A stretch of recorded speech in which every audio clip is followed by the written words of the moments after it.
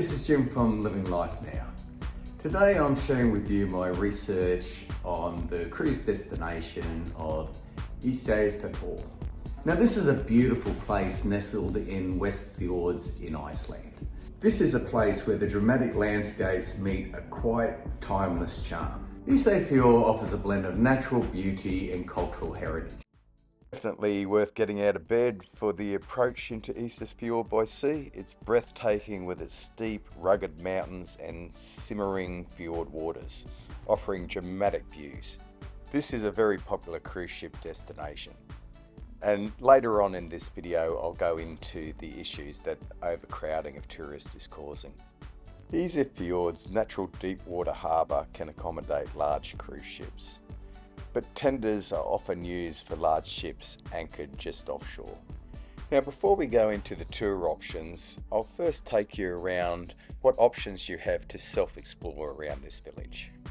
No local taxis are available, so you're either on a tour or you're either on foot, but there is an option of the ho-ho. Now I'll mark up this drawing just to give you an idea of where everything is. So the red circle here is the port, and then it's a short stroll into the next circle, which is the historic town.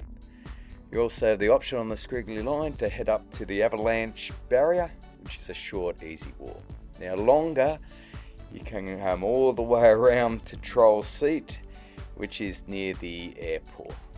The circle at the front of the map here is the local residential area. The Ho-Ho bus does this circuit, and there's bus stops out to hikes of Troll Seat and a waterfall walk.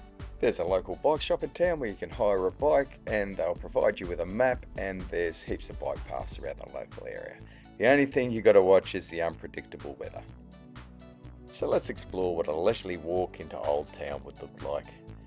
First of all, you walk through the industrial port area, and before moving on to some fishing boats and some sailing boats along the harbour there, before arriving in Old Town.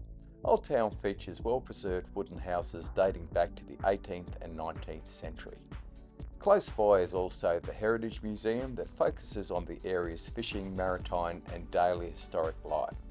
The Rainbow Path marks the centre of the village, and it is a small village with a few cafes and shops, but it won't take you long to stroll around. The old hospital and a park are nearby, as well as a monument to its historic fishing past. So once you've had a bit of a stroll around, you can make your way down to the water's edge, which there are paths that take you around the harbour.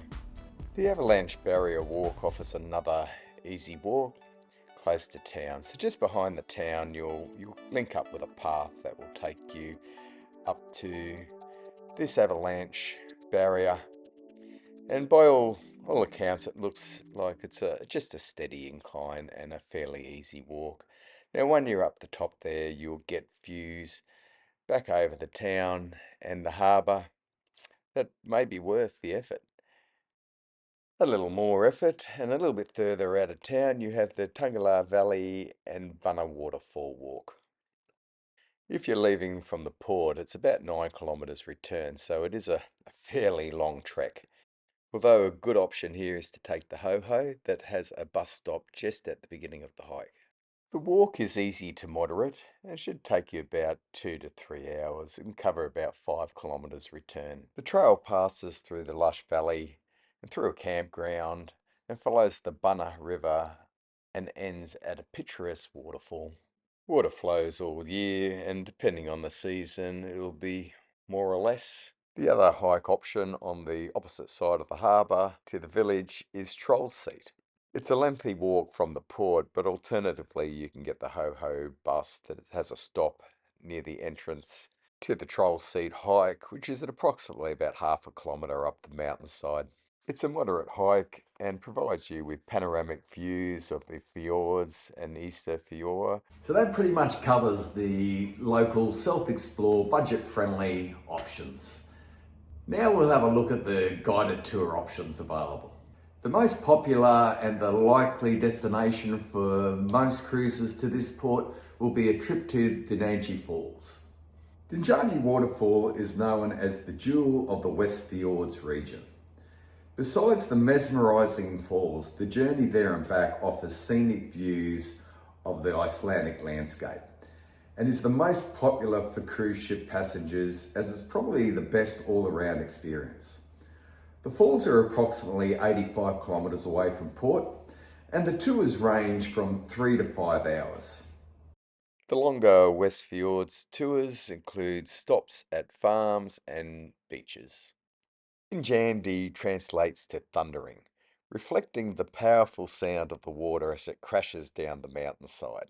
The unique cascading shape has a total height of about 100 metres, and its main tier is 30 metres wide at the top, expanding to about 60 metres at the base. Several tour operators offer guided bus tours that provide transportation and an insightful commentary about the region. It's advisable to book guided tours in advance, especially during the peak tourist seasons of June to August.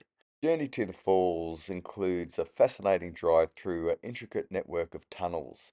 These tunnels are engineering marvels constructed to connect remote and rugged fjord regions.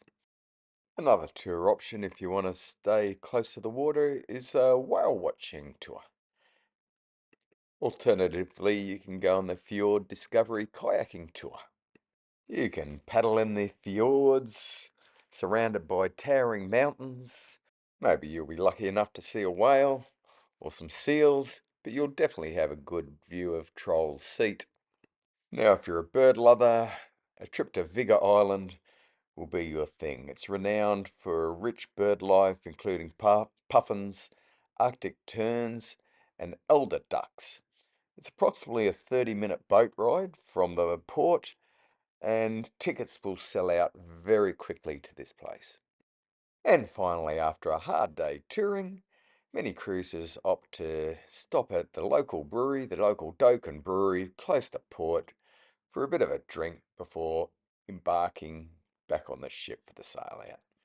Now, as I mentioned before, overcrowding in this port is a huge issue, especially in the peak summer period. In 2024, they anticipate about 200,000 visitors to this port through 200 cruise ships. Therefore, overcrowding becomes a bit of an issue for the local council and the local infrastructure. In April 2024, they implemented a cap on the amount of tourists or cruise boat passengers that they'll take per day. And they limited this to 5,000. Now, in the World Cruise 2025, we're there on August the 10th, and there's scheduled to be another two boats in port at the same time.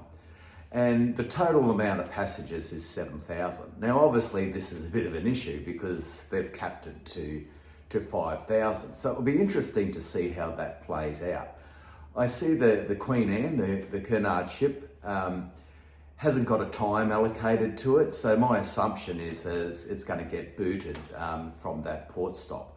But let's wait and see. We'll see how it all plans out, but I'll be watching that one very closely. Anyway, for the World Cruise 2025, we arrive in port on the 10th of August at 8 a.m. in the morning and scheduled to depart at 6 p.m.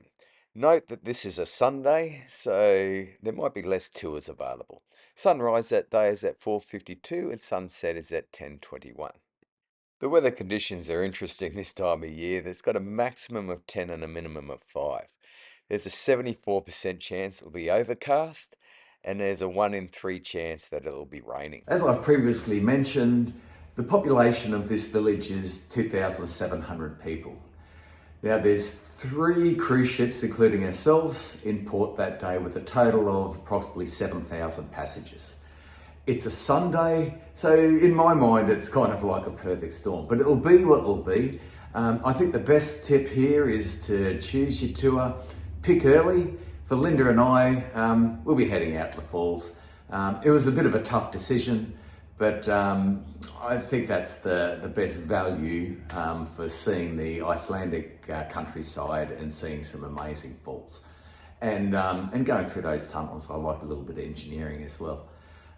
Anyway, if you enjoyed this, I put a bit of work into it, so give it a thumbs up. If you haven't subscribed, subscribe. And yeah, we'll catch you next time. Uru.